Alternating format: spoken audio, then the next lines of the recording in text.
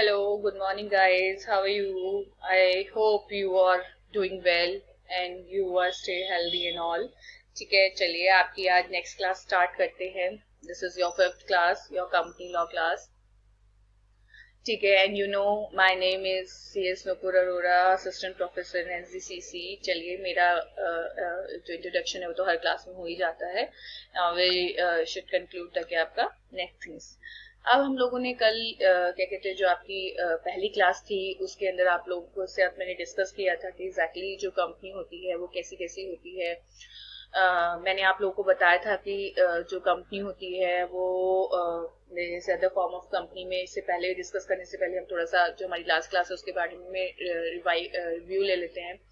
तो मैंने आपको बताया था कि 3 तरह की कंपनी होती है आपकी, private company, public company and OPC. ठीक है, कि हमने डिस्कस किया था. उसके बाद हमने उनके जो क्लासिफिकेशन होता है, क्योंकि जो कंपनी होती है उसको क्लासिफाई किया जाता है when you apply for the कि आपका रजिस्ट्रेशन. तो registrar ask from you guys की exactly which type of company you want to form. ठीक है, तो उसमें आपको पहले तो ये बताना होता है नेचर ऑफ कंपनी, प्राइवेट है, पब्लिक है, ओपीसी है. एंड देन उसके बाद वो डेफिनेटली विल आस्क द कि आपका फ्रॉम यू कि किस तरह का क्लासिफिकेशन है, कि भाई आप किस तरह से अपनी लायबिलिटी लिमिटेड करना चाहते हैं या लिमिटेड लायबिलिटी. अगर आप लिमिटेड करना चाहते हैं तो वो आपसे पूछता है वह लिमिटेड बाय शेयर है, लिमिटेड बाय गारंटी है. ठीक है, और दोनों के साथ है तो भी आप मुझे बताइए, और अगर अनलिमिटेड है ठीक है तो भी आप मुझे बताइए. तो इस तरीके से क्या होता है वो आपसे पूछता है. अगर हम बात करें अब अदर फॉर्म्स ऑफ कंपनी की, तो अदर फॉर्म्स ऑफ कंपनी में आती हैं आपकी सेक्शन 8 कंपनी. मेरे बच्चों, आप लोगों ने बहुत सुना होगा, बहुत सारे एनजीओ सुने होंगे आप लोगों ने, जो नॉन गवर्नमेंटल ऑर्गेनाइजेशन होते हैं. ये वो ऑर्गेनाइजेशन होते हैं जो एग्जैक्टली लोगों की मदद करने के लिए डेफिनेटली विल बिकम फॉर कि आपका चैरिटेबल एंड रिलीजियस पर्पस. ठीक है, ये बनाए जाते हैं किसी ना किसी पर्टिकुलर ऑब्जेक्ट को बढ़ावा देने के लिए. अब जैसे जितनी भी यूनिवर्सिटीज वगैरह हैं, ठीक है, ये एनजीओ का ही पार्ट होती हैं, या फिर एनजीओ का पार्ट कह सकते हैं, या फिर क्या कहते हैं, चलिए ठीक है, प्रॉफिट मेकिंग एक्टिविटी करती भी हैं, बट स्टिल अगर प्रॉफिट कमाती भी हैं तो वो केवल उसी ऑब्जेक्ट में लगाती हैं जिस ऑब्जेक्ट के लिए वो बनी हुई होती है, आर्ट, साइंस, कॉमर्स को बढ़ावा देने के लिए. जरूरी नहीं कि हर एनजीओ आपका सेक्शन 8 कंपनी होता है. ठीक है, बट स्टिल अगर सेक्शन 8 कंपनी है, ठीक है, और तो उसका जो मेन पर्पस होता है वो नॉन प्रॉफिट होता है. वो कभी भी अपने मेंबर्स को क्या नहीं देती है, डिविडेंड डिक्लेयर नहीं करती है. यस, उसके यहाँ जो काम करते हैं उनको सैलरी देती है, भाई जो वर्किंग होगा उसको सैलरी दी जाएगी. अब जितने भी आपकी यूनिवर्सिटी एंड ऑल हैं, इनमें आपको जो एम्प्लॉयज होते हैं उनको सैलरी मिलती है, बट जो इसके मेंबर्स होते हैं उनको कभी भी डिविडेंड नहीं मिलता है. ठीक है, क्यों? क्योंकि अल्टीमेटली इनको कभी भी जो भी प्रॉफिट होता है उसमें उनके मेंबर्स को प्रॉफिट का पार्ट नहीं बनाया जाता है. वो जो प्रॉफिट होता है उसको रिटेन करके कंपनी किसके पास रखती है? अपने पास रखती है. एंड देन उसके बाद क्या कहते हैं, जब भी उन्हें किसी भी ऑब्जेक्ट में लगाना होता है, मतलब आपने किसी भी अपने ऑब्जेक्ट को फर्दर प्रोसीड करने के लिए लगाना होता है तो उसका इस्तेमाल करती है. ठीक है, मतलब डिविडेंड के रूप में कभी भी डिस्ट्रीब्यूशन नहीं होता है. दिस कॉल्ड कि आपका सेक्शन 8 कंपनी. सेक्शन 8 कंपनी की सबसे बड़ी एडवांटेज तो ये है कि no need to mention the कि आपका, क्योंकि डेफिनेटली जब ये कंपनी बनेगी तो ये प्राइवेट, पब्लिक या किसी भी ओपीसी के रूप में तो अगर सेक्शन 8 कंपनी नहीं बन सकते तो प्राइवेट या पब्लिक के रूप में बनेगी. तो उसको नो नीड टू कि आपका मेंशन द प्राइवेट या लिमिटेड वर्ड विद द कि आपका नेम ऑफ कंपनी, उनको अपने नाम के आगे लगाने की आवश्यकता नहीं होती है. गवर्नमेंट कंपनी, अब आप ये सोचते होंगे गवर्नमेंट कंपनी तो प्राइवेट कंपनी, पब्लिक कंपनी से अलग होती है. तो ऐसा नहीं है मेरे बच्चों. जो गवर्नमेंट कंपनी होती है, ठीक है, ये बिल्कुल जस्ट लाइक प्राइवेट या पब्लिक, बस इसमें क्या आ जाता है, जो स्टेक होता है, जो इक्विटी स्टेक होता है वो डिफरेंट हो जाता है. जैसे अगर किसी कंपनी का अगर इक्विटी स्टेक 51% से ज्यादा गवर्नमेंट के पास होता है तो वो automatically that company will become the आपका गवर्नमेंट कंपनी. वो कंपनी क्या बन जाती है? आपकी गवर्नमेंट कंपनी बन जाती है. आई मेरी बात समझ में? क्या बताया मैंने कि जिस कंपनी के अंदर 51% स्टेक किसका आ जाता है? सरकार का आ जाता है. ठीक है, उसके अंदर चाहे वो इक्विटी के रूप में हो, चाहे वो कंट्रोल के रूप में, मतलब जिस कंपनी के अंदर 51% से ऊपर का जो कंट्रोल होता है वो सरकार का होता है, वो किसी भी का हो, चाहे मिला जुला के हो, चाहे वो सेंट्रल गवर्नमेंट का हो, चाहे वो स्टेट गवर्नमेंट का इंडिविजुअली हो, या फिर इन दोनों का मिलाकर हो. अगर 51% से ऊपर का होगा तो that company will become the क्या? आपका गवर्नमेंट कंपनी. नेक्स्ट है आपका foreign company. A company which is registered outside the आपका India, that company is the आपका foreign company. Holding company, subsidiary company. अब मैं इसकी बात बताती हूँ. जैसे मैंने आपको गवर्नमेंट कंपनी में बताया, वहां तो गवर्नमेंट कंपनी के पास स्टेक था 51% का.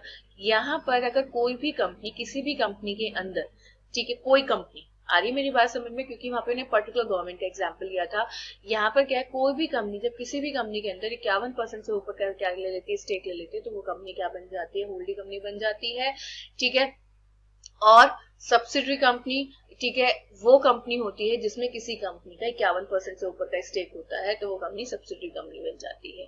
क्या समझ में आया मेरे बच्चों? मतलब holding company is the parent company and the क्या आपका सब्सिडरी कंपनी इज द क्या आपका डॉटर कंपनी। क्लियर? तो होल्डिंग कंपनी वो होती है जो किसी कंपनी के अंदर 51% से ऊपर का कंट्रोल या फिर इक्विटी होल्ड करती है, तो उसे होल्डिंग कंपनी बोलते हैं। सब्सिडरी कंपनी जिसमें वो होल्ड किया जाता है उसे सब्सिडरी कंपनी बोलते हैं। एसोसिएट कंपनी मेरे बच्चों, एसोसिएट कंपनी वो कंपनी होती है जो एग्जैक्टली क्या कहते हैं, किसी दूसरी कंपनी में 20% से ऊपर का स्टेक रखती है। अरे मेरी बात समझ में? तो वो एसोसिएट कंपनी होती है। जॉइंट वेंचर कंपनी आप लोगों को पता है, जब दो अलग अलग कंपनी अपने हाथ मिला लेती हैं, या तो कंपनी के रूप में या कॉन्ट्रेक्चुअल अरेंजमेंट के रूप में, तो वो जॉइंट वेंचर कंपनीज कहलाई जाती हैं। इसका बहुत क्या कहते हैं, वेल नोन एग्जाम्पल है आपका मारुति सुजुकी। ठीक है, जिसकी कारें आती हैं आप लोगों को पता होगा। ठीक है, ये जो मारुति की जितनी भी हैं आपकी कारें, वैसे तो अब इन लोग ये अलग अलग अब भी अपनी कारें निकालती हैं और मिलाकर भी अपनी कारें निकालती हैं। इन्वेस्टमेंट कंपनी जिसका होल जो पर्पस होता है, उसका जो होल ऑब्जेक्ट होता है, वो डिफरेंट डिफरेंट जगह पर इन्वेस्टमेंट करना होता है, और वहां से जो इंटरेस्ट और डिविडेंड की इनकम होती है, ठीक है, वही उनका क्या होता है, शेयर होता है, वही उनका प्रॉफिट होता है, उसे बोलते हैं इन्वेस्टमेंट कंपनी। मतलब इसमें कोई प्रोडक्शन नहीं होता, कोई मैन्युफैक्चरिंग नहीं होती, कोई ट्रेडिंग नहीं होती, बस इसके अंदर क्या होता है, डिफरेंट डिफरेंट कंपनीज के शेयर में परचेज कर लेना या फिर डिवेंचर्स में परचेज कर लेना, ये काम होता है इसका। प्रोड्यूसर कंपनी वो कंपनी होती है जो आप लोगों को पता है प्राइमरी प्रोड्यूस या एग्रीकल्चर, या फिर जो क्या कहते हैं आपके सेकेंडरी जो प्रोड्यूस होते हैं एग्रीकल्चर से रिलेटेड, उन चीजों को क्या करती है, बनाती है, मैन्युफैक्चर करती है, प्रोड्यूस करती है, उसे बोलते हैं प्रोड्यूसर कंपनी। जैसे आपने सुना होगा दावत राइस, ठीक है, या फिर आपने एमडीएच का नाम सुना होगा, ये सब प्रोड्यूसर कंपनी के अंदर आते हैं।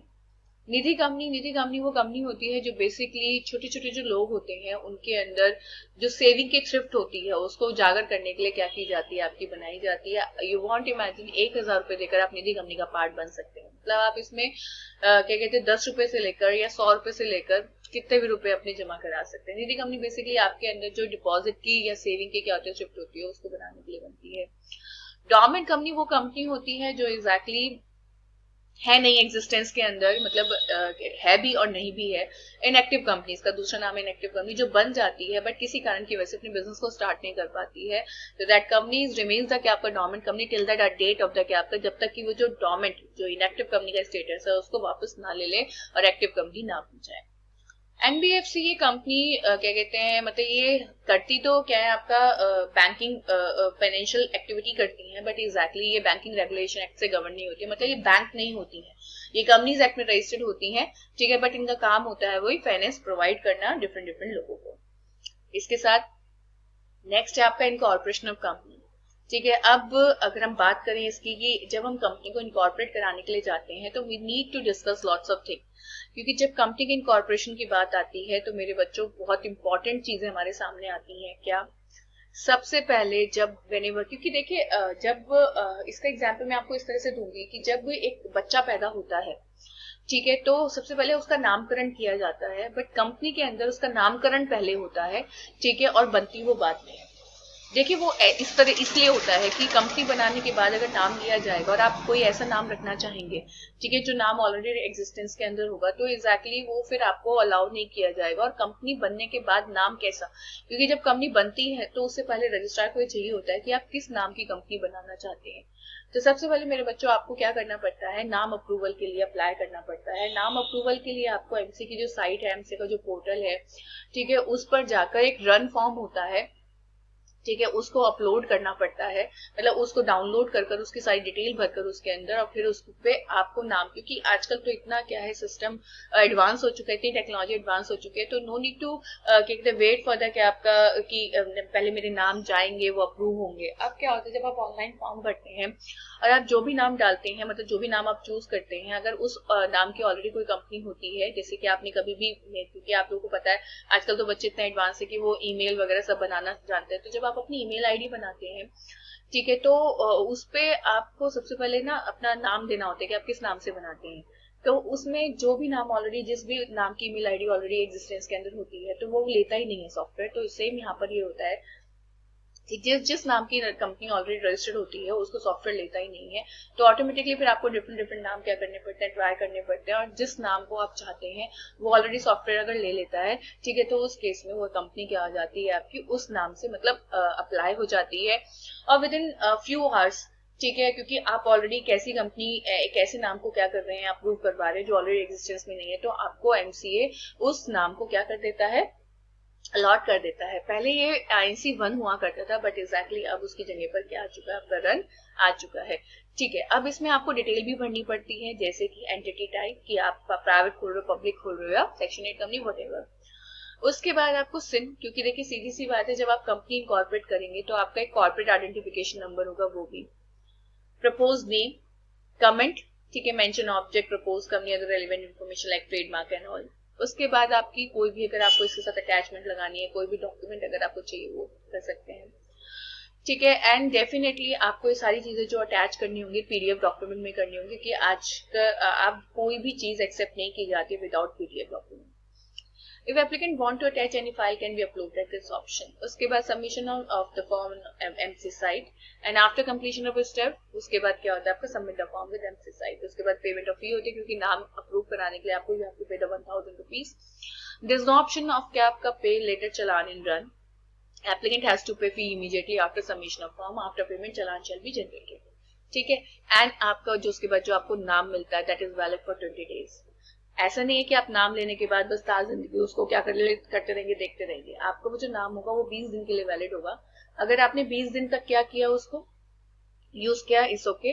अगर आप नहीं करते, मतलब 20 दिन के अंदर अंदर आपको कंपनी के इनकॉर्पोरेशन के लिए ROC के पास जाना होता है, वरना 20 दिन खत्म होते 21वें दिन आपका वो नाम लैप्स हो जाएगा, और आपको दोबारा से नाम लेने के लिए क्या करना पड़ेगा, सेम प्रोसीजर फॉलो करना पड़ेगा, ठीक है। इसके साथ हम अपनी इस क्लास को यहीं पर ही खत्म करते हैं मेरे बच्चों। Okay, bye, take care.